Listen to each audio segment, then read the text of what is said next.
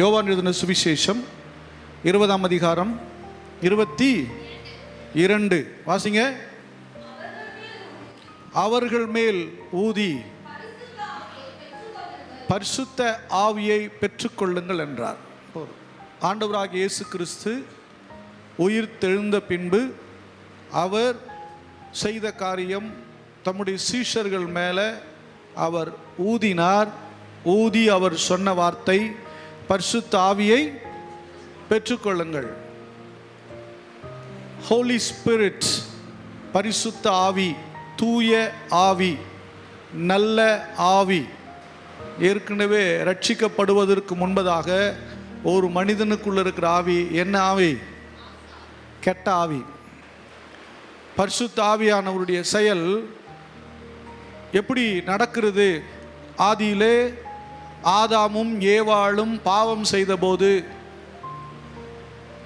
அவர்கள் தேவ சாயலாய் படைக்கப்பட்டார்கள்.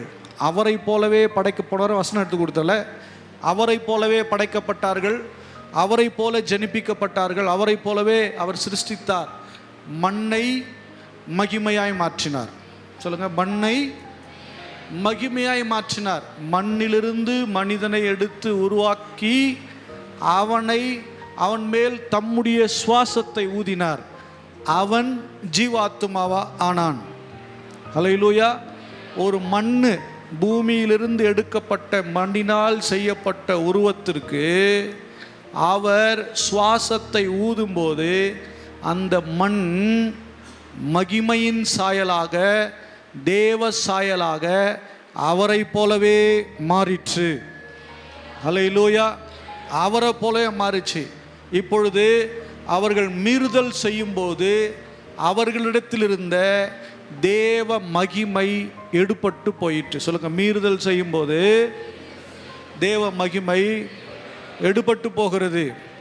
அப்புறம் அடுத்து என்ன? ஃப்ளஷ் தான் இருக்கின்றது, மாம்சம், சரீரம் தான் இருக்குது. அப்போது தேவனுடைய பிள்ளைகள் ஒன்று புரிஞ்சுக்கணும். தேவனுடைய வார்த்தைக்கு மீறும் பொழுது என் வாழ்க்கையில் மிச்சமாக இருப்பது மாம்சமே. நீங்கள் ரட்சிக்கப்பட்டீங்க, பரிசுத்த ஆவியின் அபிஷேகத்தை பெற்றீங்க, அவனுடைய வார்த்தையை கேட்குறீங்க, நடக்கிறீங்க, நடக்க முயற்சி பண்ணுறீங்க.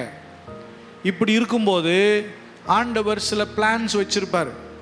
உங்கள் வேலையை பற்றி, உங்கள் எஜுகேஷனை பற்றி, உங்கள் லைஃப் பற்றி, உங்கள் மினிஸ்ட்ரி பற்றி, உங்கள் எதிர்காலங்களை பற்றி அவர் ஒரு பிளான் வச்சுருப்பார். அதுதான் இந்த பிளான். என் மகனே ஆதாமே, என் மகளே ஏவாளே, நீ இதை புசிக்க வேண்டாம். நன்மை தீமை என்பதை நீ டிசைட் பண்ணாத, அதுக்கு நான் இருக்கேன். சொல்லுங்க, அதுக்கு அவர் இருக்கிறார். யாரு? அவர் இருக்கிறார். அப்படிங்கிற மைண்ட் தாட், அதை தான் சொல்ல வர்றார் அங்கே. அதை நீ சாப்பிடாத, நீ டிசிஷன் ஆகிடாத, நீ அதை எடுத்துக்காதங்கிறார். இவர்கள் எப்பொழுது தன்னுடைய விருப்பத்தை, அதாவது வேறெங்கோ இருந்து வந்த ஒரு விருப்பத்தை, வேறொருவனால் திணிக்கப்பட்ட விருப்பத்தை அந்த ஆதாமும் ஏவாளும் பெற்றுக்கொண்ட போது தேவன் வைத்திருந்த வாழ்க்கையின் திட்டம் மாறுகிறது. அதை யார் பயன்படுத்துகிறான்னா ஆதாமும் ஏவாளும் செயல்படுத்துகிறாங்க. செயல்படுத்தின போது அங்கே மகிமை விலகுகிறது. என்ன விலகுது? மகிமை விலகுகிறது. அப்படின்னா நீங்கள் உங்கள் வாழ்க்கையில் நீங்களே நிறைய முடிவுகள் எடுப்பீங்கன்னா உங்கள் வாழ்க்கையில் இருக்கிற மகிமையின் செயல் விலகும். புரிஞ்சுங்களா? இல்லையா சொல்லுங்கள்.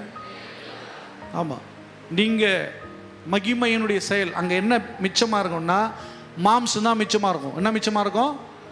என்ன மிச்சமாக இருக்கும்? அங்கே மாம்சம்தான். தேவ ஆவியின் மகிமையினாலே அவர்கள் இருந்திருப்பார்களே ஆனால் சரித்திரம் வேற மாதிரி இருந்திருக்கும். மனுஷனுடைய சரித்திரம் வேற மாதிரி இருந்திருக்கும். மகிமை இழந்தனால அங்கே தேவன் உண்டாக்கின பூமி அவர்கள் எதிர்பார்த்த பலனை கொடுக்கவில்லை. அவர்களுக்கு வேர்வையும் கண்ணீரையும் வருத்தத்தையும் வலியையும் பிரயாசத்தையும் கொண்டு வந்து நிறுத்தினது. ஹல்லேலூயா. அப்படின்னா நீங்கள் தேவ ஆலோசனைப்படி நடக்கும்போது நீங்கள் எதை குறித்தும் பாரப்பட வேண்டிய அவசியம் இருக்காது. எதுக்காக நீங்கள் அதிகமாக ரிஸ்க் எடுக்க வேண்டிய அவசியம் இருக்காது. ரொம்ப பிரயாசப்பட வேண்டிய அவசியம் இல்லை. ஏனென்றால் நீங்கள் அவருடைய பிளானில் போயிட்டுருக்கிறீங்க. தானாகவே எல்லாம் வந்து வாய்க்க ஆரம்பிச்சிடும். அப்போது இங்கே மகிமை இழந்தார்கள். இந்த சரீரம், இந்த மகிமையின் சரீரம் மண்ணான சரீரமாய் மாறிற்று. அப்போது தேவனுடைய ராஜ்யத்தை ஸ்தாபிக்க வந்த இயேசு இதை தான் மாற்ற வந்தார்.